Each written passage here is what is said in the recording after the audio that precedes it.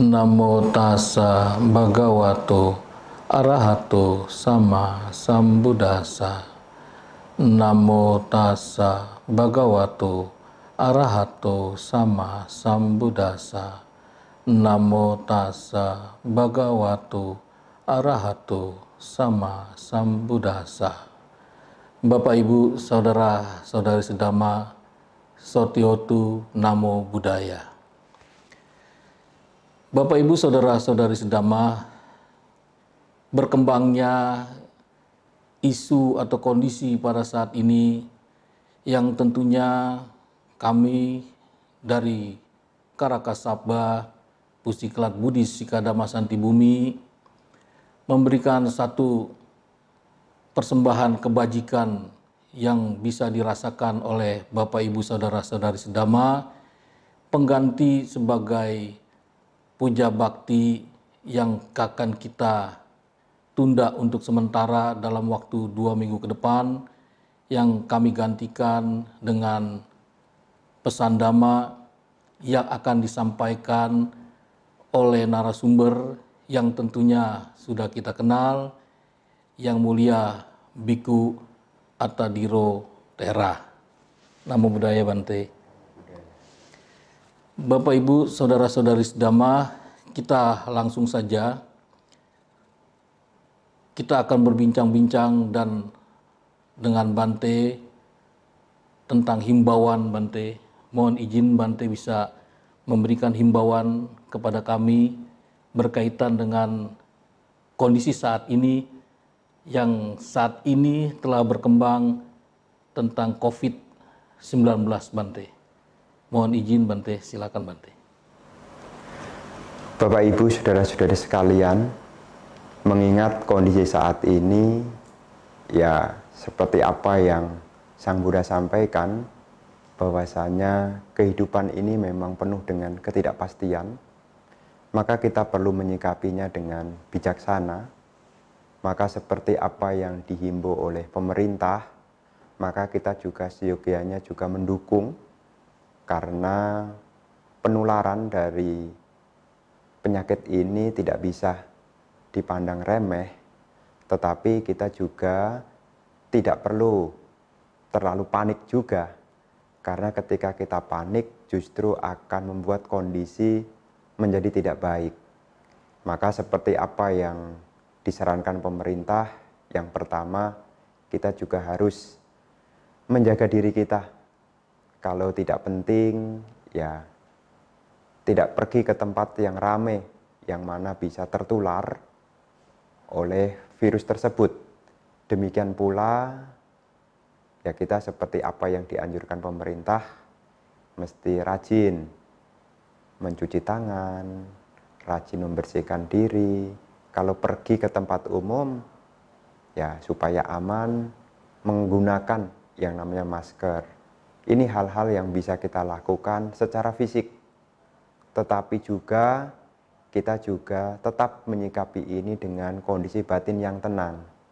Karena ketenangan ini sebagai satu kekuatan yang bisa membuat batin kita sehat. Kalau batin kita sehat, maka jasmani pun juga akan terhubung menjadi sehat. Maka dari itu, ya kita belajar sebisa mungkin untuk tidak panik, sebisa mungkin untuk tetap tenang. Bagaimana supaya kita tetap tenang? Ya karena kejadian ini adalah di luar kendali kita. Kita semua tidak menghendaki hal demikian. Maka hal yang bisa kita kerjakan adalah kita menjaga pikiran kita menjadi tenang. Sebisa mungkin kita tenang, belajar untuk lebih tenang. Karena ketika kita tenang, kita tidak mengalami yang namanya stres. Karena kalaupun kita sehat, tapi kalau pikiran kita diliputi oleh kondisi stres, yang sehat pun bisa turun menjadi sakit. Maka jangan sampai kita ikut larut, berupaya sebisa mungkin dengan bekal pengetahuan, dengan bekal pengertian, kita belajar untuk lebih tenang. Dan ingat, segala sesuatu yang muncul pasti akan ada akhirnya. Demikian pula kondisi yang saat ini lagi muncul, seperti apa yang kita yakini, pasti akan berakhir. Setiap permasalahan pasti akan ada jawaban. Setiap penyakit pasti akan ada obatnya. Maka sikapilah dengan tenang, seperti apa yang dianjurkan pemerintah, jaga diri, dan juga pesan secara dhamma, ya berusaha untuk tetap tenang. Berasa tenang, batinnya tenang, supaya batin ini tidak mudah stres. Baik Bante, Bante baru-baru ini saya terima broadcast tentang Parita Ratana Sutta. Mohon izin Bante untuk menerangkan atau korelasinya terhadap keadaan pada saat ini Bante. Sehubungan dengan Ratana Sutta, ini sebetulnya ada kondisi dulu di zaman Guru Agung masih ada. Dulu itu ada kejadian di kota Wesali. Di kota Wesali ini juga pernah dilanda semacam jenis penyakit yang juga menakutkan. Dimulai dari kisah ada kondisi masyarakat yang kelaparan, kemudian karena gagal panen, kemudian diikuti dengan banyaknya orang yang meninggal, sehingga di sana timbul mayat yang tidak terurus, mengundang yang namanya makhluk-makhluk yang kurang bagus. Dalam tanda kutip ini adalah makhluk peta, makhluk yang hidup dari sisa-sisa jasmani orang yang sudah meninggal. Nah, kemudian di saat itu pula juga muncul yang namanya penyakit pes. Penyakit pes itu juga penyakit menular. Maka saat itu Wesali itu di dalam Ratana Sutta Urean disebutkan ada 3 jenis penyakit saat itu. Penyakit kelaparan, penyakit ketakutan, dan penyakit penyebaran pes. Pes ini adalah jenis virus juga. Jadi penyakit pes yang bisa kita lihat ini juga menular juga. Timbul ketakutan. Saat itu timbul inisiatif dari Raja Bimbisara. Karena kondisi masyarakat yang kurang mendukung, kurang baik, timbul ketakutan, maka Raja Bimbisara mengundang Sang Buddha untuk datang. Di saat itulah di pintu gerbang Wesali itu Sang Buddha mengkhotbahkan tentang Ratana Sutta. Disampaikan kepada Bante Ananda. Jadi Ratana Sutta itu di gerbang Wesali sana, Sang Buddha membabarkan kepada Bante Ananda. Nah, Bante Ananda kemudian melakukan upacara pembersihan suasana dengan cara mengulang-ulang Ratana Sutta, khotbah Sang Buddha itu, kemudian diikuti dengan ya bowl atau mangkuk diisi air dan dipercik-percik saat itu. Jadi saat itu dengan kekuatan keyakinan, karena dalam ratana itu kan artinya permata. Dalam Buddha ini permata kan 3, yaitu Buddha Ratana, Dhamma Ratana, dan Sangha Ratana. Permata ini tidak ada bandingnya. Kenapa permata ini tidak ada bandingnya? Karena permata ini bisa membawa pada akhir penderitaan. Maka dikatakan kalau kita baca Ratana Sutta itu ada uraian. Harta apapun yang ada di jagat raya ini tidak ada yang setara dengan 3 kualitas itu. Buddha Ratana, Dhamma Ratana, dan Sangha Ratana. Kenapa? Karena permata ini bisa membawa pada akhir penderitaan. Buddha menunjukkan jalan menuju akhir penderitaan. Dhamma adalah ajaran. Jadi Buddhanya itu yang menunjukkan, Dhamma itu adalah caranya, Sangha adalah orang yang sudah tersembuhkan dari penderitaan. Makanya dengan keyakinan kepada Tiratana ini, batin menjadi mantap. Ketika batin ini mantap dan kemudian praktek pendekatan keyakinan, karena keyakinan itu bukan hanya diulang, Tapi nilai-nilai luhur dari Buddha, Dhamma, dan Sangha itulah yang semestinya juga diikuti. Maka di situ juga dikatakan seperti samadhi. Samadhi pemberi buah yang langsung. Kenapa? Karena kalau orang bersamadhi, maka orang itu akan tenang. Tenangnya kapan? Sekarang. Maka dengan kita mengulang Ratana Sutta, kita tahu nih, karena sesuatu yang diulang kita akan paham. Mulai dari syair awal sampai syair akhir, kalau diulang dibaca, baca bahasa Pali, baca bahasa Indonesia terjemahannya, kita mengerti apa yang kita baca. Dan di situ mengandung ajaran nilai-nilai luhur yang membawa pada akhir penderitaan. Kalau kita bisa mencapai akhir penderitaan, maka kita akan terbebas dari segala macam jenis penyakit. Nah, sebelum sampai kita mengakhiri, maka diawali dari yang namanya keyakinan. Karena keyakinan itu adalah harta yang paling baik bagi perumah tangga. Karena kalau seseorang punya keyakinan, maka seseorang itu punya yang namanya kebajikan. Kalau orang punya keyakinan, maka orang itu bisa menjauhkan diri dari keburukan. Dan kalau punya keyakinan, seseorang pun juga bisa melepaskan diri dari kotoran batin. Ini nilai-nilai luhur di dalam Ratana Sutta. Jadi kalau dipraktekkan bisa membawa ketenangan, kalau dipraktekkan juga bisa menambah diri kita pada kebaikan, menjauhkan diri dari keburukan, sekaligus bisa mengikis kotoran batin. Semua itu diawali dari keyakinan.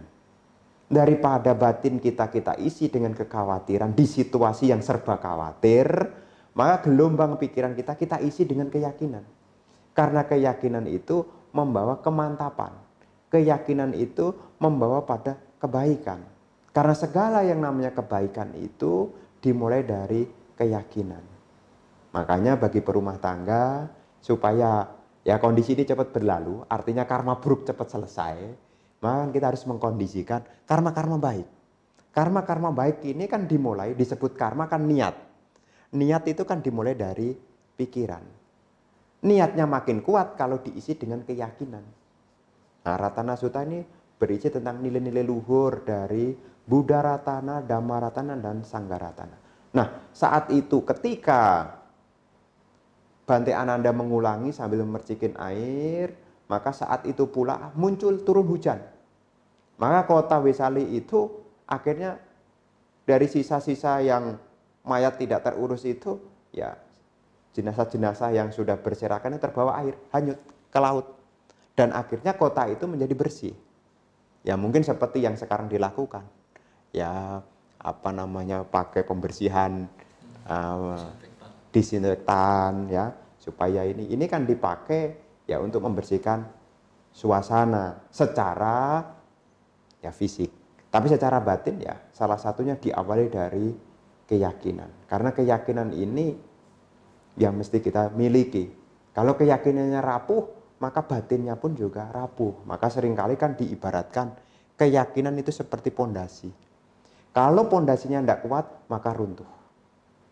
Maka Bapak Ibu ya sebisa mungkin ada waktu di rumah malam sebelum tidur ya dibaca Ratana Sutta. Terjemahannya juga dibaca. Supaya apa? Tahu ajaran nilai-nilai luhur yang membawa pada akhir penderitaan. Karena Buddha Sasana, ajaran Sang Buddha ini ada, punya satu tujuan. Bagaimana membawa pada akhir penderitaan. Dalam bahasa Pali disebut nibbana. Terbebas. Kalau sudah terbebas, maka tidak akan terjerat. Kalau tidak terjerat lagi, maka tidak akan namanya kesedihan dan kekhawatiran. Itulah harapan kami sambil di rumah isolasi, ya pikirannya jangan diisolasi. Jadi meskipun kondisinya diisolasi di rumah tidak kemana-mana, isilah dengan keyakinan, baca Ratana Sutta. Karena ini ada korelasi dengan menghilangkan rasa takut. Begitu. Ada pertanyaan terakhir, Bante. Bagaimana bagi mereka yang diliputi oleh kegelisahan dan ketakutan pada kejadian yang saat ini sedang kami rasakan, Bante? Terima kasih, Bante. Baik, Kromo. Sehubungan dengan kegelisahan, ini sebetulnya adalah kewajaran Karena kegelisahan itu muncul ketika seseorang berusaha untuk memahami apa yang terjadi nanti.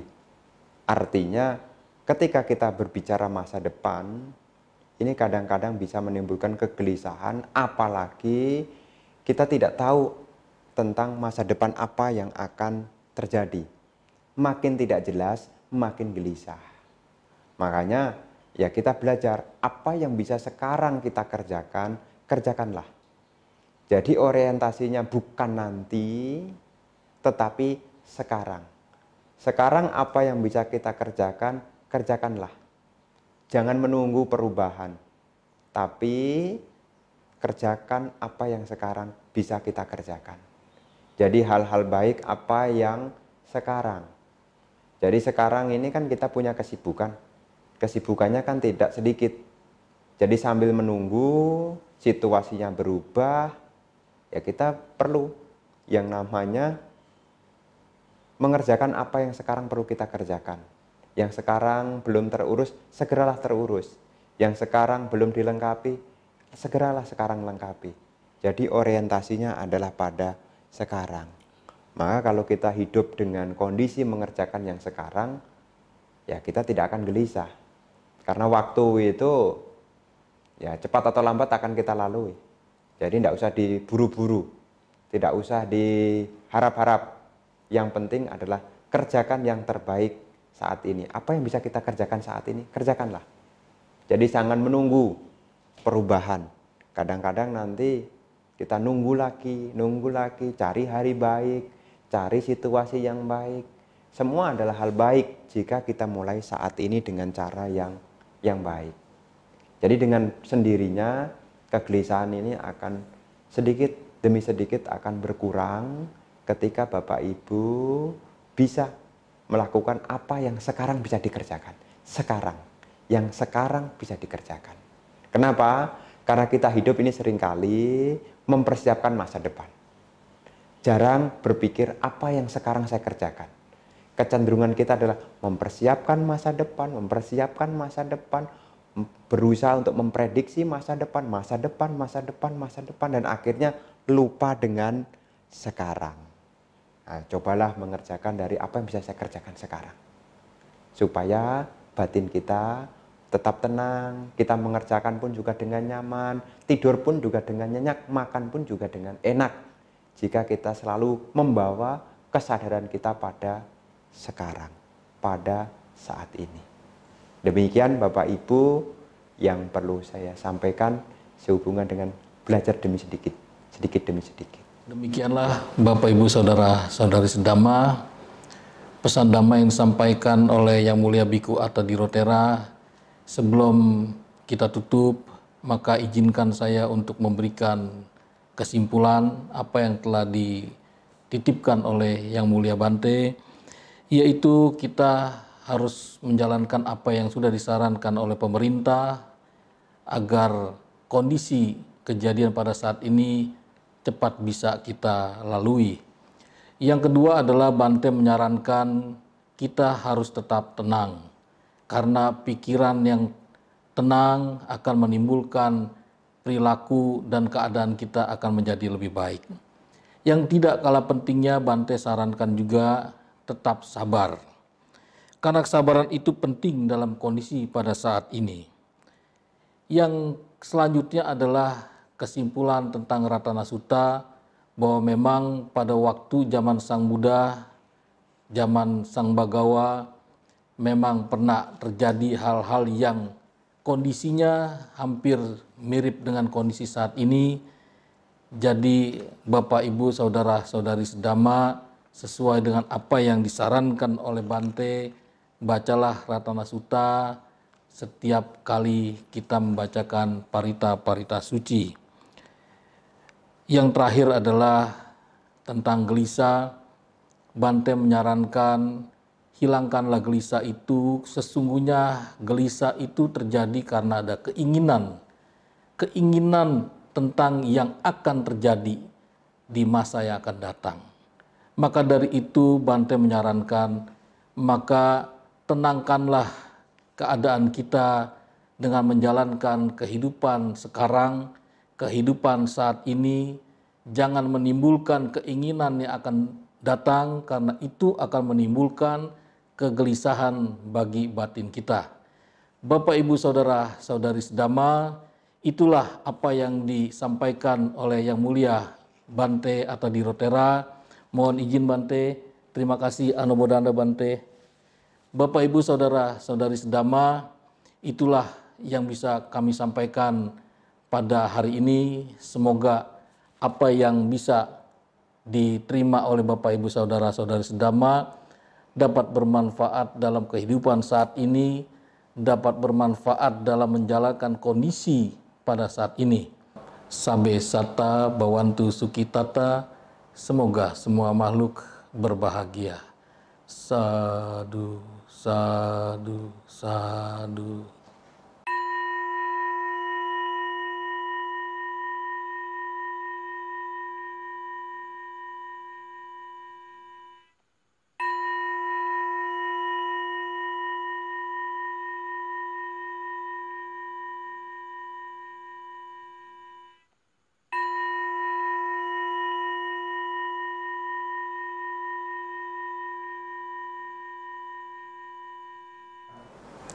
Bawatu sabba manggalang rakantu sabba dewata sabba buddhanupawena sadasoti bawantu te.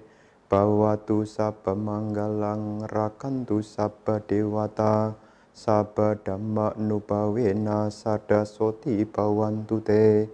Bawatu sabba manggalang rakantu sabba dewata sabba sangganu bawena sadasoti bawantu te.